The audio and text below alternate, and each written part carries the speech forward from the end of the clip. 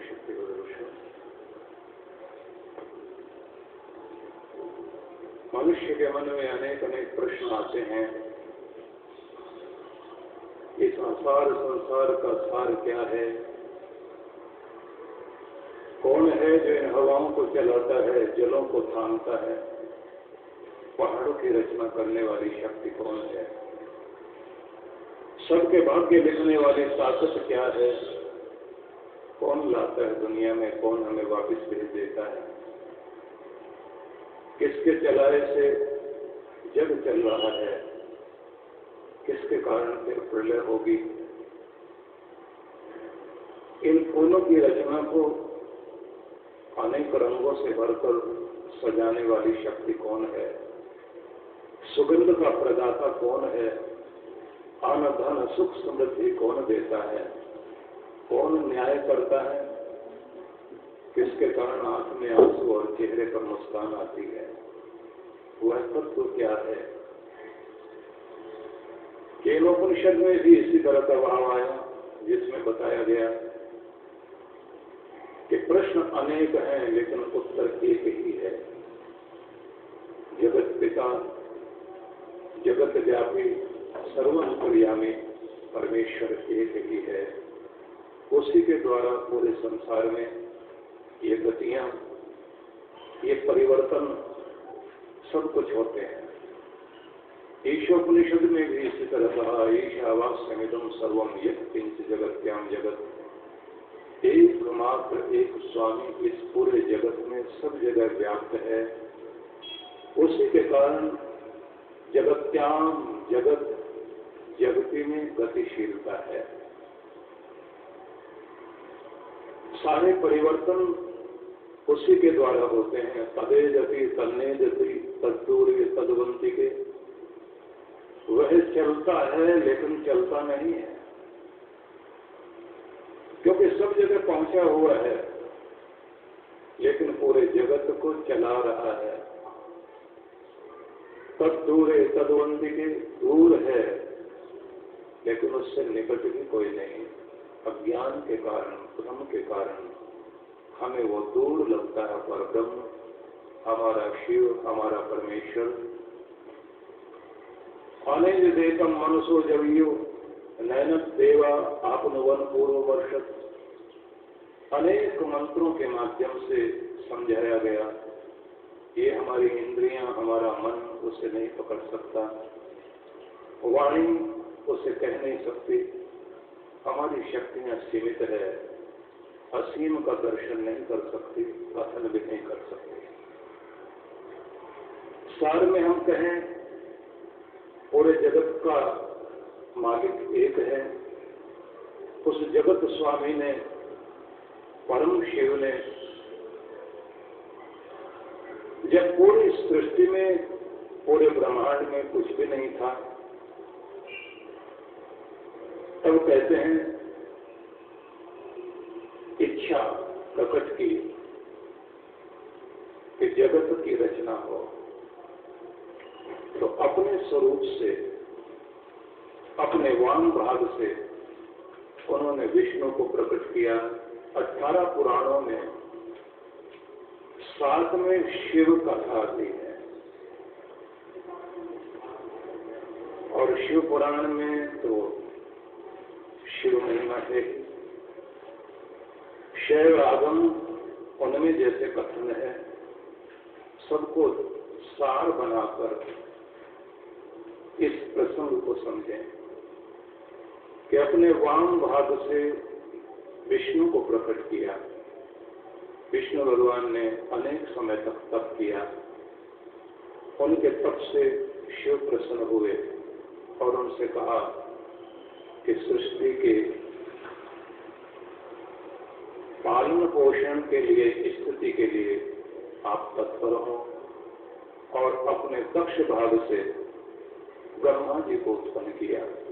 उन्होंने भी बहुत समय तक तप किया और भगवान शिव ने उनको कहा, सृजना, नियम, व्यवस्थाएं, योजनाएं सृष्टि में आप संचालित करें। कथा लंबी है, जिसका सार मैं बताता हूं, क्योंकि ये कथाएं आप लोगों की सुनी हुई हैं। हम सिर्फ सार को समझेंगे और सार से जो सुगंध मिले उसे पकड़ेंगे। कथा में ये कहा गया है कि नारायण अत्र भगवान विष्णु और ब्रह्मा जी दोनों ही एक दूसरे को देखकर बोले कि हम में से कौन श्रेष्ठ है। शरीर दोनों के आकार प्रकार एक जैसे, तो दोनों ने ही कहा कि मैं तुमसे बढ़कर हूं। तो विवाद हुआ और कथा में आता है कि उसके बाद एक अग्नि स्तंभ प्रकट हुआ। ये कथा अनेक पुराणों में भी, शैव आगम में भी और उपनिषद में भी एक प्रसंग रूप में आती है, जिसमें यह कहा गया कि वो अग्नि स्तंभ जो प्रकट हुआ, उस स्तंभ को देखते ही सब चकित हो गए और उसके अंदर से एक नाद प्रकट हुआ। वह नाद आदि ध्वनि था। उस आदि ध्वनि को ही ओंकार कहते हैं। मतलब यह है कि सबसे पहले शब्द गूंजा, वह जो अपने आप प्रकट हुआ, वह शब्द प्रणव था, ओंकार था। उसी को कहा गया वह अनाहत ध्वनि है। सूफी लोग जिसे कहते हैं अनहद नाद। अनाहत नाद का मतलब हुआ जो बिना बजाए बज रहा है। दूसरे ढंग से समझें, सभी ध्वनियां आहत ध्वनि है, चोट मारने से प्रकट होती है। चोट मारी तो ध्वनि प्रकट हुई ना। सारी ध्वनियां आहत ध्वनियां हैं, टकराने से जो प्रकट होती है। आपकी जिह्वा मुख में अलग अलग स्थानों में टकराती है, तो उसके कारण शब्द प्रकट होते हैं। तो कुछ दंत्य अक्षर है, प, थ, द, ध, तो सारे दांतों से, कुछ होठों से बोले जाते हैं, पा, फा, पा, भ, म। होठ खिलेंगे, होठों से जीभ आकर टकराएगी। कुछ मूर्धन्य है, कुछ तालव्य है, कुछ ओष्ठ है। इस प्रकार से टकराने से शब्द प्रकट होते हैं। लेकिन एक ऐसी ध्वनि जो बिना टकराए, बिना बजाए दुनिया में प्रकट हुई, उस ध्वनि को कहा गया अनाहत ध्वनि। उसी ध्वनि को कहा गया कि वह ध्वनि प्रणव है। ओंकार की वह ध्वनि प्रथम रूप में प्रकट हुई। उस ध्वनि को माना जाता है कि पूरी सृष्टि में आज भी गूंज रही है और हमेशा गुंजायमान है। उस ध्वनि को जब आप अपने अंतर में सुनने की चेष्टा करते हैं, तो वो अंतरनाद, अंतरवीणा, एक तार का साज जो आपके अंदर बज रहा है। मीरा जिस एक तारे को बजा रही थी, जिसकी तरफ इशारा था कि एक तार का तार आपके अंदर बज रहा है, वो ओंकार ही है। ईश्वर की ध्वनि जो हमारे अंदर में गूंज रही है, उसे ओंकार की ध्वनि कहा गया है। और जब व्यक्ति आंखें बंद करके शांत मन से इस ध्वनि को अंदर सुनने की चेष्टा करता है, तो कहते हैं कि उस समय इस ध्वनि के दूसरे छोर पर परम शांति प्रदान करने वाली भगवान शिव की रश्मियां हमारी ओर बहने लग जाती हैं। ध्यान रखना कि हमारी जितनी भी ऊर्जा है, वो दो रूपों में अधिकांश बहती है। एक लहरों में, वेव्स में, और दूसरी प्रकंपन में, वाइब्रेशन में। लेकिन ध्वनि के रूप में भी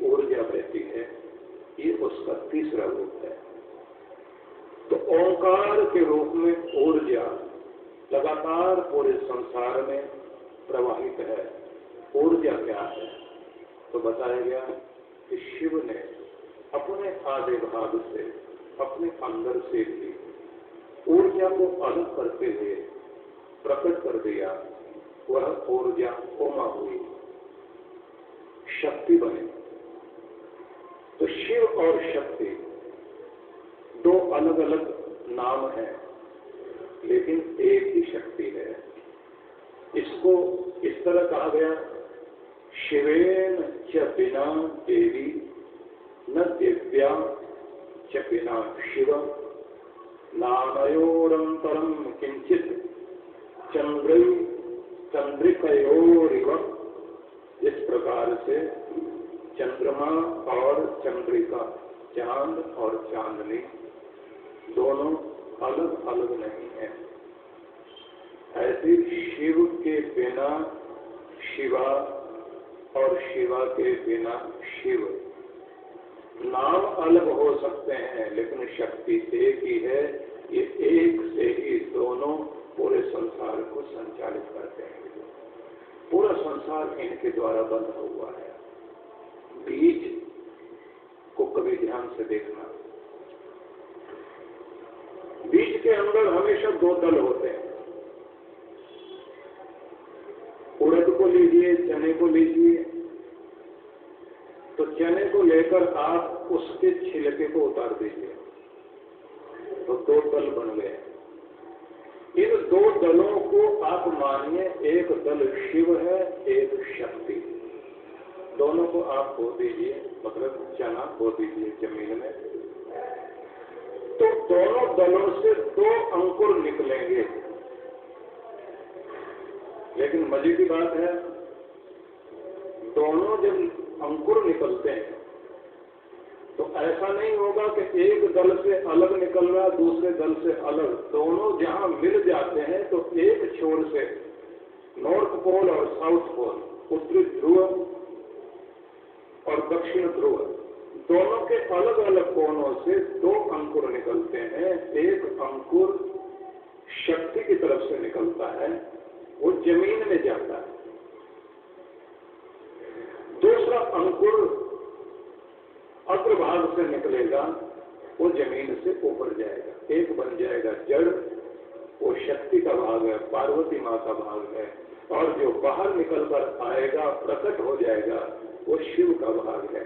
इस प्रकार संसार में संरचना होती है। कहते हैं ये दोनों एक नींव बना है, एक मकान बना हुआ है।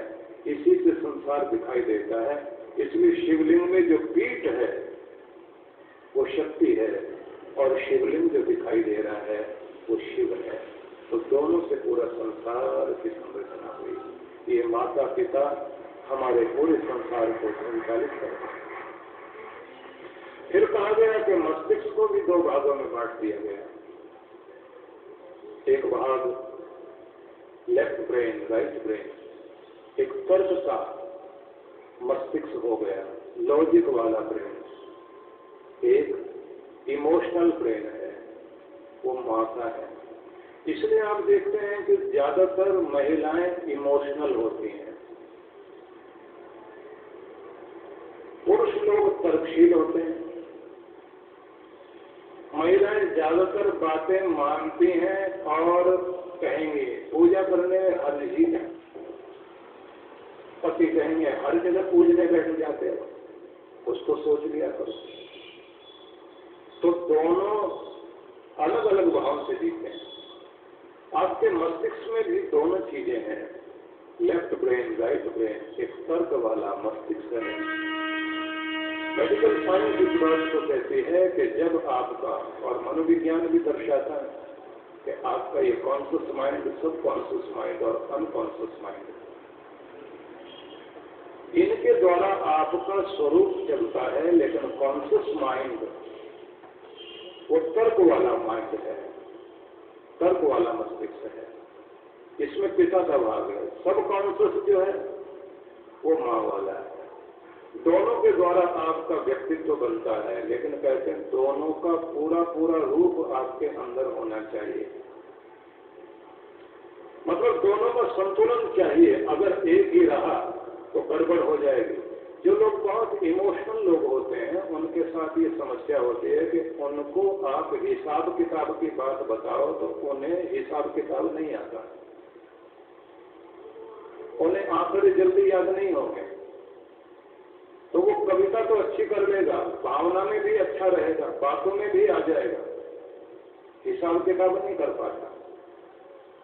अधिकांश रूप से भावुक लोगों के साथ ये समस्या है। वो किसी मकान को याद करेंगे तो इसी तरह याद करेंगे, उस मकान के मोड़ पर एक पेड़ है, पेड़ के आगे धोबी की दुकान है, उससे आगे एक मोची भी बैठता है और वहीं पर लाल तरह का एक दरवाजा है, वो उनका है।